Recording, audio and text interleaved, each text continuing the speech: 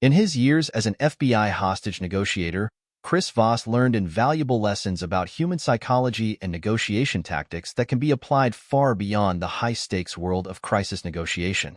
His book, Never Split the Difference, shares these field-tested strategies for negotiating effectively in any situation. The core premise is that negotiation is not a battle of logic and rationality, but a process of understanding the human mind and tapping into the emotional drivers behind people's decisions and behaviors. By mastering tactical empathy, mirroring techniques, and other psychological principles, you can gain an edge in any negotiation. Chapter 1. The New Rules. The old negotiation paradigm treated it as a rational, linear process based on logic and value calculation. But real-world negotiation is unpredictable, driven by irrational factors like cognitive biases, framing effects, and loss aversion. To be an effective negotiator, you must understand that people's decisions stem primarily from the automatic, instinctive, System 1 thinking, not calculated rationality. Tactical empathy, listening intently and making the other side feel heard, allows you to influence the emotional undercurrent driving the negotiation. Chapter 2. Be a mirror. Mirroring is a powerful tool to quickly build rapport and establish emotional connection. By subtly rephrasing the other party's words, tone, and body language, you make them feel understood on a deeper level. The late-night FM DJ voice is a mirroring technique that involves using minimal encouragers like and yeah in a slow, reassuring tone. This keeps the other person talking and buys you time, while making them feel listened to. Effective paraphrasing and summarizing shows you fully comprehend their perspective. Labeling their emotions, it seems like you're feeling frustrated, validates their feelings and deepens the rapport. Chapter 3. Don't feel their pain, label it. Labeling the other party's emotions is far more effective than trying to show you can relate to their feelings. Saying, "It seems like you're feeling angry," that gets you on the same side, working together towards a resolution. Avoid saying, "I know how you feel," or describing your own experiences, as this makes it about you instead of them. Let them vent and get their feelings out in the open through strategic use of labeling. Chapter 4. Beware, yes. Yes is often just an automatic response to end an uncomfortable silence or line of questioning. It means nothing until you've uncovered the real feelings and motivations behind it. Asking calibrated how and what questions in a tonally labeling way, "How is that a difficult decision for you?" prevents the other party from just agreeing. It forces them to think deeper and explain their perspective. Chapter 5. Trigger the two words that immediately transform any negotiation.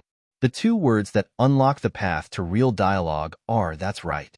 By summarizing and rephrasing what the other party said, then confirming with "that's right," you trigger a deeper level of conscious thought and engagement. When people hear themselves contradicted, they become defensive. But hearing their own words repeated back to them causes them to reassess and re-listen to themselves from a new perspective. Chapter 6. Bend their reality. Anchoring the other party's emotions by validating their fears and concerns makes them more open to your solutions as a way to avoid potential losses due to loss aversion bias. Let them throw out the first offer or number so you can counter from an advantageous reference point. Then establish a range by citing norms or precedents. At top places, this role pays between X and Y.